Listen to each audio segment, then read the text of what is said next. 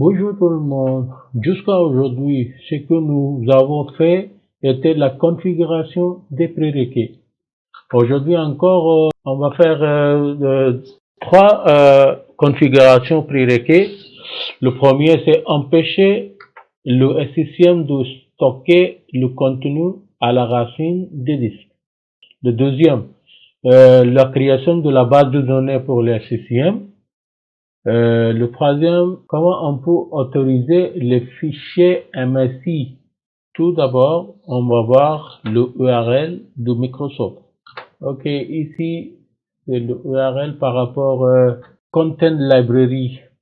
Ok, c'est le structure de la Content Library, c'est-à-dire comment le serveur SCCM est stocké le contenu dans la disque. On a déjà choisi le disque pour le Content Library, c'est lui.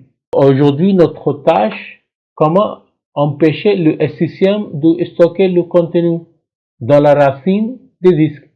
Si on n'a pas empêché, on n'a pas bloqué le SCCM, ça va poser tous les contenus sur toutes les disques disponibles. Et comme ça, c'est pas une façon professionnelle. Mais on doit empêcher, on doit bloquer ça. Et comment on peut faire ça? C'est le site qui est bien précisé. Regarde ici, ça. Pour empêcher l'installation de bibliothèques de contenu sur un lecteur spécifique, créer un fichier vide. Nommer ça, ok? Je vais copier ça, ok? Et après, créer un nouveau fichier, par exemple, un texte. Ok, laisse comme ça. C'est fichier vide, hein? Fichier enregistré sous bureau en première fois collé. C'est le nom de la fiche. Il faut rester la même. Ok? Et ici, tous les fiches comme ça, tous les fichiers enregistrés. Et maintenant, je vais supprimer ça. Maintenant, j'ai le fichier. Maintenant, vous devez ajouter, copier ce fichier dans chaque racine du disque.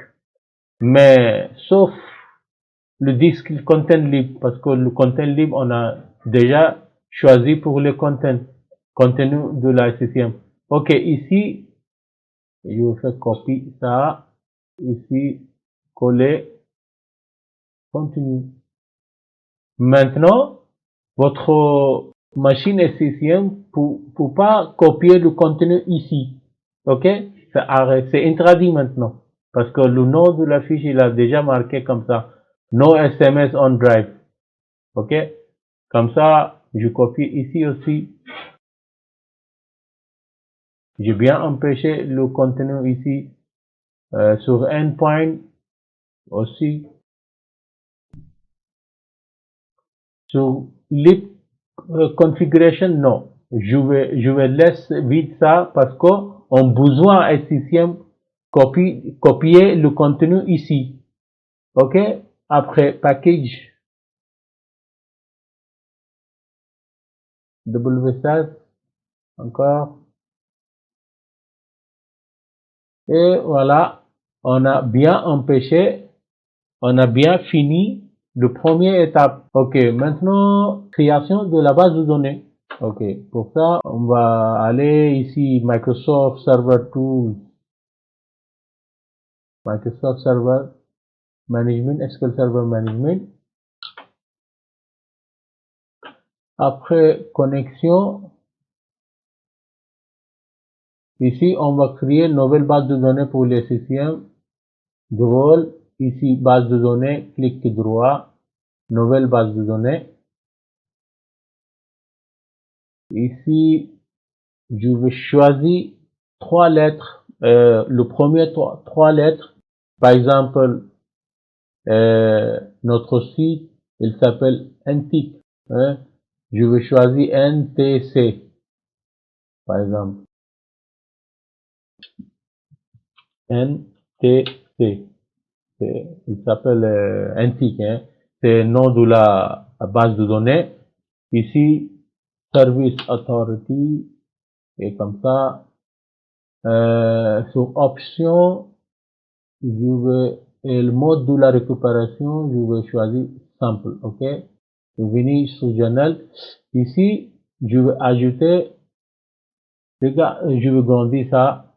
Ici, regarde, le premier c'est données, base de données, le deuxième c'est journaux. On a besoin au moins 4 bases de données, ok?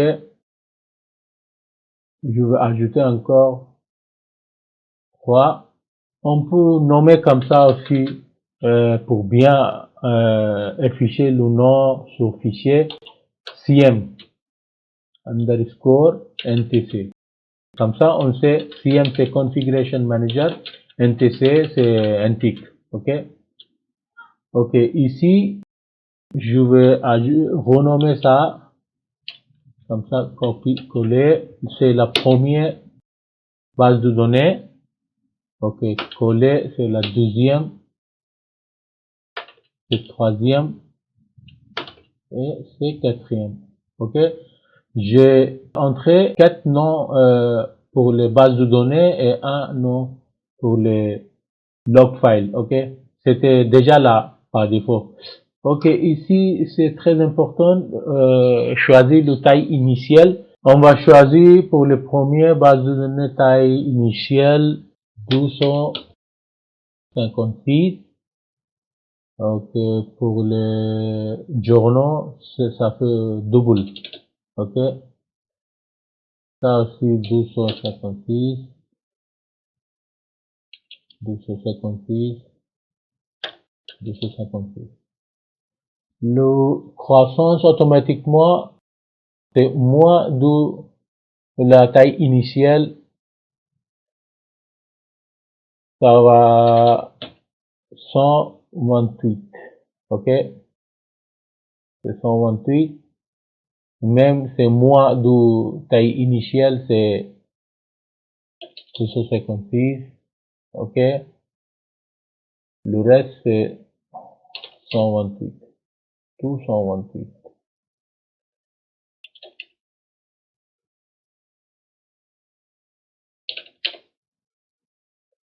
Voilà, j'ai déjà précisé le taille initiale et croissance automatique. Maintenant, c'est très important, le chemin.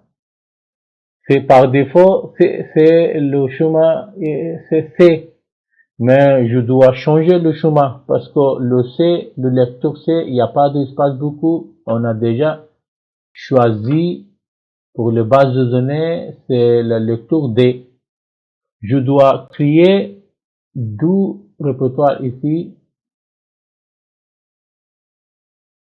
Le premier répertoire, il s'appelle Configuration Manager underscore SQL underscore MDF. Je vais copier ça. Je vais renommer ça. Si c'est journaux, normalement c'est log, LDF, log data file. Ok. Je crée d'où je vais copier le chemin. Copie. Allez ici, le premier base de données, je vais coller ici. Coller ici aussi, le même chemin.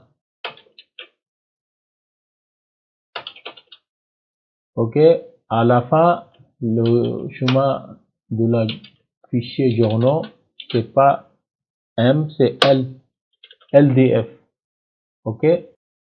On va voir ici, pour l'instant, il n'y a rien de chose. Ok. Ok, on a déjà réglé tout. Maintenant, je vais cliquer OK. Ça va exécuter. Maintenant, je vais revenir le répertoire. Regarde, ici, 4 bases de données, elle a déjà créé, c'est Microsoft Data File. Après, le log file, c'est un seul.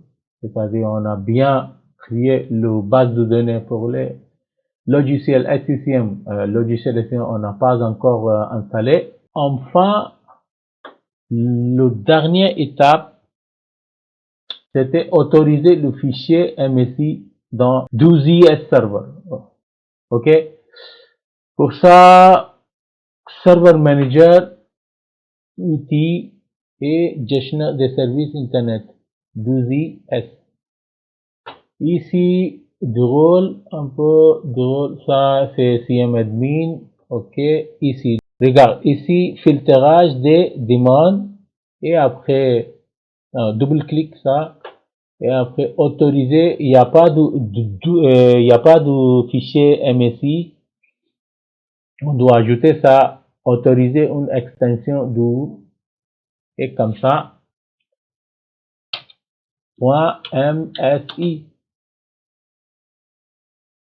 Maintenant, regarde, à la fin, MSI, il est déjà ajouté et le valeur est true. OK? Maintenant, pour l'application, je dois redémarrer, arrêter ça et démarrer. C'est tout. Voilà. Qu'est-ce qu'on a fait aujourd'hui? C'était par rapport à empêcher le système de stocker le contenu à la racine de disque. On a bien fait avec cette fichier. OK. Le deuxième partie, c'était création de la base de données. Et troisième partie était autoriser le fichier MSI. Je crois que tout le monde compris bien. À la prochaine vidéo. Au revoir.